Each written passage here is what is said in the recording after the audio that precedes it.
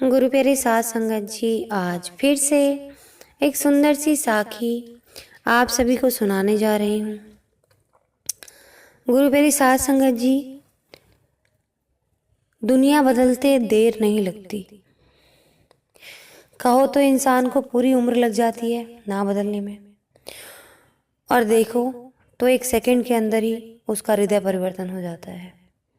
और ऐसा होता है कि फिर परमात्मा के चरणों से वापस उसको हिलाना नामुमकिन हो जाता है।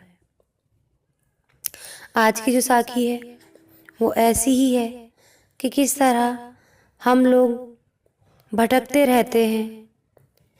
जब तक हमें अकल नहीं आती तब तक हमारा मन परमात्मा की तरफ मुड़ता नहीं है। तो आइए गुरु प्यारी साथ संगत जी, सुनते हैं आज की ये सुंदर सी साखी। आज की साखी के बारे में थोड़ा सा ये बताना चाहूँगी कि कभी भी हमें अगर सीखना है तो हमें ये नहीं देखना चाहिए कि कोई जो इंसान बोल रहा है वो कौन है, छोटा है बड़ा है, फिर किसी भी चीज़ को ना देखें। अगर अच्छी बात सीखने को मिल रही है तो चाहे वो कोई भी इंसान क्यों ना हो, चाहे वो जानवर क्यों ना हो, अगर अच्छी चीज़ सीखने को मिल रही है तो सीख लें। ये ना सोचें कि आप उससे श्रेष्ठ हैं और वो आपसे नीचा है। सीखने के लिए कोई भी इंसान छोटा बड़ा नहीं होता। हम सीख किसी से भी सकते हैं, हमारा गुरु कोई भी बन सकता है। तो आइए गुरु प्यारी साथ संगत जी, सुनते हैं आज की ये सुंदर सी साखी। ये कहानी है एक राजा की, जिसको राज को भोगते भोगते काफ़ी समय हो जाता है, बाल सफ़ेद होने लगते हैं। एक दिन उसने अपने दरबार में एक उत्सव रखा होता है और अपने गुरुदेव और अपने मित्र देश के राजाओं को भी सादर आमंत्रित किया हुआ होता है।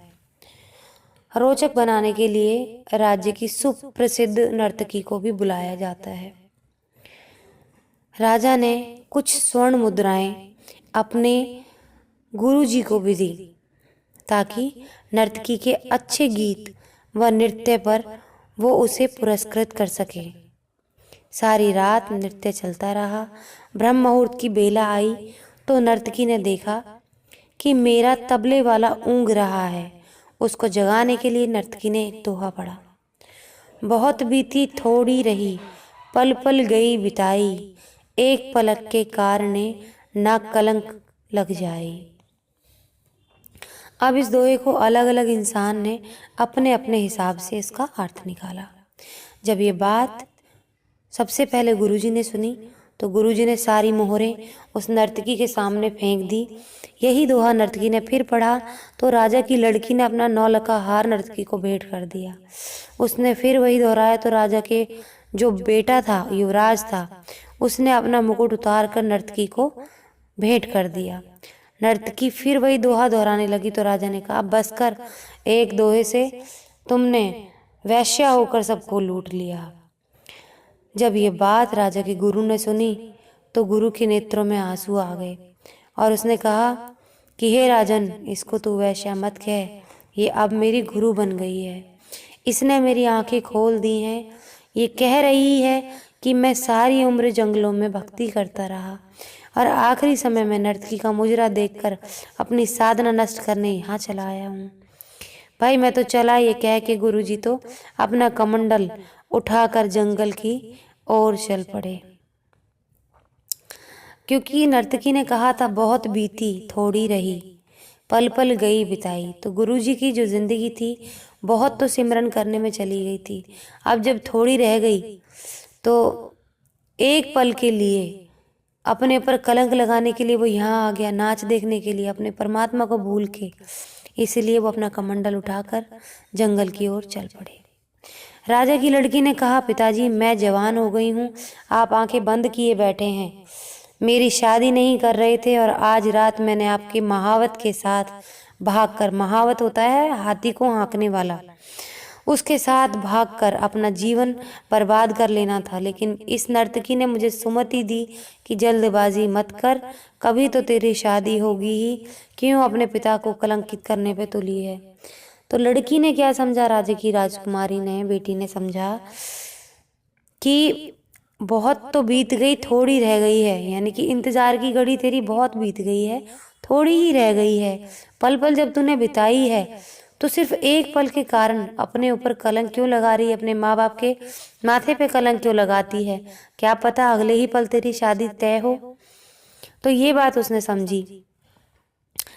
युवराज ने कहा, जो राजा का बेटा था, कि पिताजी आप बुढ़े हो चले हैं, फिर भी मुझे राज नहीं दे रहे थे, तो मैंने सोचा आज ही रात सिपाहियों से मिल के आपका कत्ल करवा देना था। लेकिन इस नर्तकी ने मुझे समझाया कि पगले, आज नहीं तो कल आखिर राजा तो तुम्हें ही बनना है, राज तो तुम्हें ही मिलना है, तो क्यों अपने पिता के खून का कलंक अपने सिर पर लेता है? धीरज रख। तो राजा के बेटे को क्या बात समझ में आई? उसको भी यही समझ में आया कि बहुत समय बीत गया है, थोड़ा ही रह गया है, वो समय दूर नहीं जिस दिन मैं राजा बन जाऊंगा।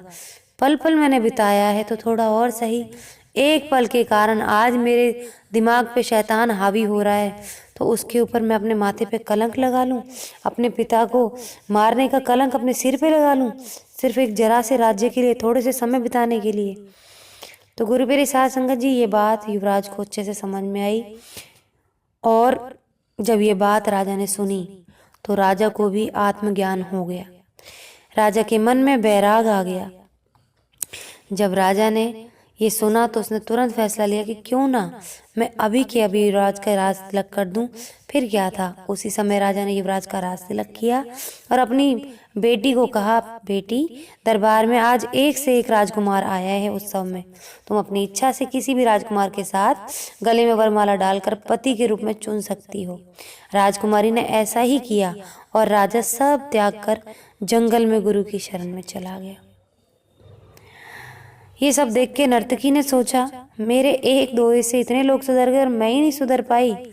ये सोच के उसके मन में बैराग आ गया और उसने परमात्मा से कहा कि हे परमात्मा, ये काम आज से मैं बंद कर दूंगी, मेरे पापों से मुझे क्षमा करना, बस आज मैं सिर्फ तेरा नाम सुमिरन करूंगी, आज से सिर्फ तुझे ही जपूंगी, तुझे ही ध्याऊंगी।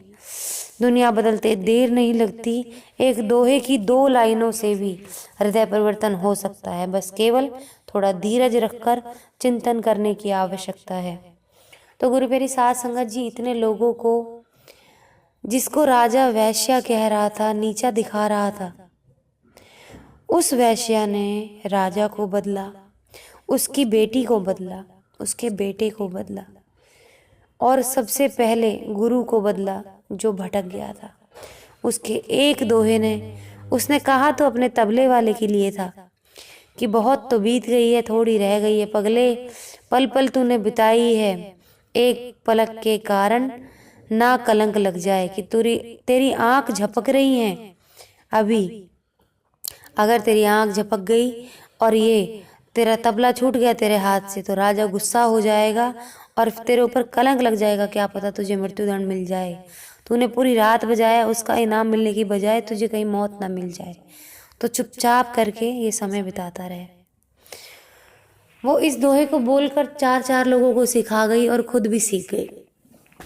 तो गुरु मेरी साध संगत जी, इस कहानी से पहले तो हमें यही शिक्षा मिलती है कि किसी इंसान को छोटा नहीं समझना चाहिए। ना जाने कौन इंसान क्या सिखा जाए, तो खुली बाहों से स्वीकार करना चाहिए जब ज्ञान मिल रहा हो, चाहे वो किसी से भी मिले। और दूसरी बात कि कभी भी हमें अपने धीरज को नहीं छोड़ना चाहिए। बहुत मुश्किल होता है धीरज रखना, सबसे मुश्किल काम धीरज रखना होता है। अगर जिसने वो धीरज रख लिया, उसकी नैया पार लग जाती है। धीरज रख के सुमिरन करते चलो, अपने कर्म निभाते चलो, फिर नैया कैसे पार होती है, वो कैसे अपने गले लगाता है आपको, वो नज़ारा देखने लायक ही होगा। तो गुरु मेरी साध संगत जी, धीरज रखें, सुमिरन करते रहें, सच्ची सेवा करते रहें। मिलती हूँ आपसे अपनी अगली वीडियो में नई साखी के साथ। तब तक के लिए खुश रहें, सुमिरन करते रहें, सच्ची सेवा करते रहें।